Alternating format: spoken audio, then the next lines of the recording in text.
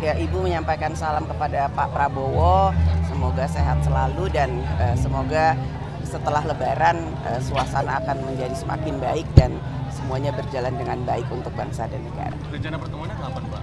Secepatnya.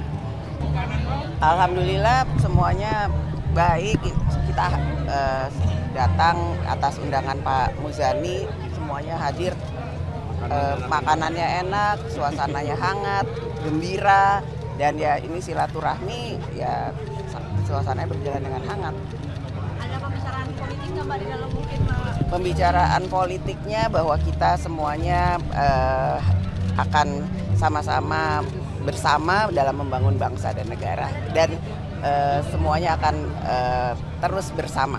Ada salam dari Bu Mega nggak? Salam buat Pak Muzani, kemarin juga Pak Muzani datang dan semuanya yang datang ke sini juga akan selalu bersama.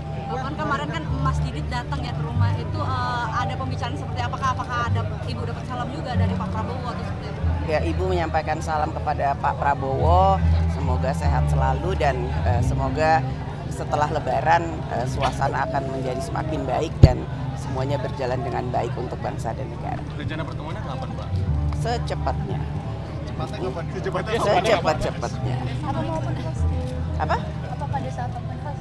Nggak ada open house, semuanya ini semua nggak ada open house, jadi semua Pak Prabowo pasti akan ada kesibukan dan Ibu Mega juga sudah nggak ada open house, jadi pasti setelah Lebaran ini, setelah libur Lebaran akan ada pertemuan secepatnya. Atau video call mungkin Bapak kan? Kemarin rencananya mau begitu, hanya kemudian Mas Didit udah mau pergi ke Solo.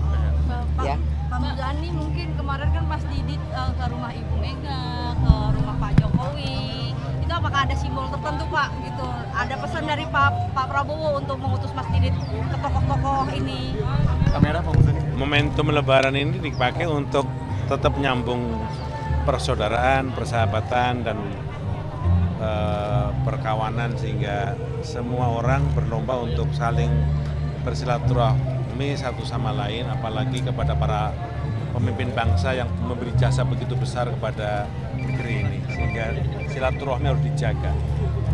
Bapak Puan, pada saat rupiah menyentuh 16.700 pada hari ini, ada komentar Bu?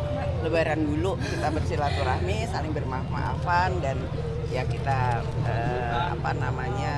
menyambung silaturahmi dengan persaudaraan. Semoga semuanya berjalan dengan lancar ya. Bu Puan, sejauh ini kira-kira evaluasi mudik kira-kira gimana Bu Puan? Perjalanan sudah berjalan dengan baik, semuanya nggak ada kendala. Insya Allah kita jaga perjalanan pulang kembali ke Jakarta juga berjalan dengan baik dan semuanya sehat Insya Allah ya. Terima kasih. Terkait kabar. Makasih Bapak. Terima kasih jongkok.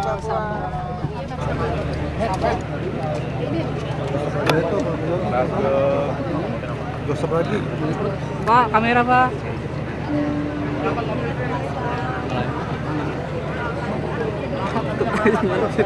Ya, kalau ini itu kan semuanya di bawah binaan gubernur ya, karena gubernur adalah wakil pemerintah pusat. Kalau dari sini kan kita sudah di ya nanti tanggal 8 kita akan melihat para bupati, wali kota dan wali kota Depok. Ini adalah hal yang menjadi tekan kita agar peristiwa serupa tidak terulang. Ya teguran dulu lah, teguran dulu kan jadi wali kotanya Pak. Jadi masih ragu. Bapak, kamera.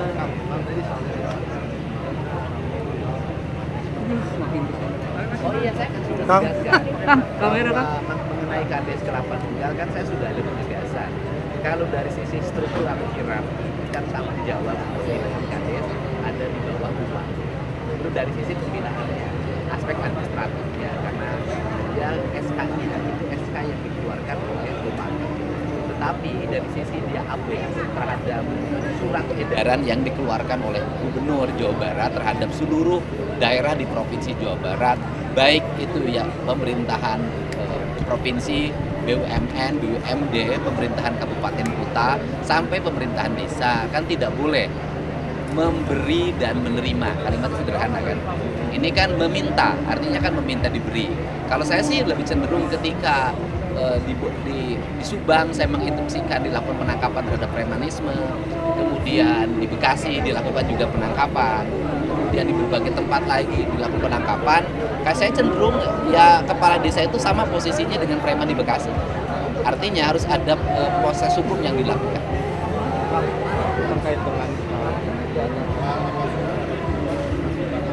Oh sudah, saya sudah sampaikan ke Kapolda Jabar, saya sudah menyampaikan. Iya, kita tunggulah beberapa hari ini. terkait dengan terobosan dari dan pajak. Oh ya. Setelah diperpanjang dan Oke, pertama dari sisi jangka waktu kan terlalu mepet ya, karena melayani hampir 6 juta wajib pajak yang nunggak itu kan bukan perkara gampang. Saya melihat timbul antrian yang begitu panjang dan itu merepotkan baik petugas maupun para wajib pajak. Sehingga agar tidak terjadi lagi antrian yang terlalu panjang, maka waktunya diperpanjang agar nanti jumlahnya terlalu berdesak-desakan dan bisa dilayani dengan baik semuanya. kalau untuk manfaat untuk Pemda Pemprov itu akan dilakukan Logikanya kan sederhana. Yang pertama adalah mereka itu tidak bayar karena ketidaksanggupan membayar hutang dan kemudian denda. Kan ketidaksanggupan itu. Itu kan ada yang 15 tahun, ada yang 18 tahun. Ya paling sedikit kan 2 tahun. Nah, kita kan tidak mungkin menunggu ketidaksanggupan itu menjadi sanggup. Mau kapan? Kan lebih baik dibebaskan, mereka bayar 1 tahun. Dan itu terbukti kan, ketika mereka membayar 1 tahun, mereka berbondong-bondong membayar. Maka pada tahun ini pasti ada peningkatan wajib pajak melakukan pembayaran. Dan tahun depan kita harapkan kalau misalnya dari 6 juta yang menunggak itu kemudian nanti bisa membayar 4 juta. Berarti tahun ini ada tambahan pembayaran pajak sebanyak 4 juta wajib pajak kendaraan bermotor. Maka tahun depan yang 4 juta itu akan membayar. Di media sosial juga ramai terkait dengan penghapusan denda pajak ini kan juga bikin iri orang yang tertib pajak gitu kan. Oke. Mungkin boleh minta tanggapannya. Loh, saya pasti nanti itu sudah saya rumuskan, tapi kan tidak boleh disebutin sekarang. Buat yang taat pajak juga nanti kita akan kasih surprise.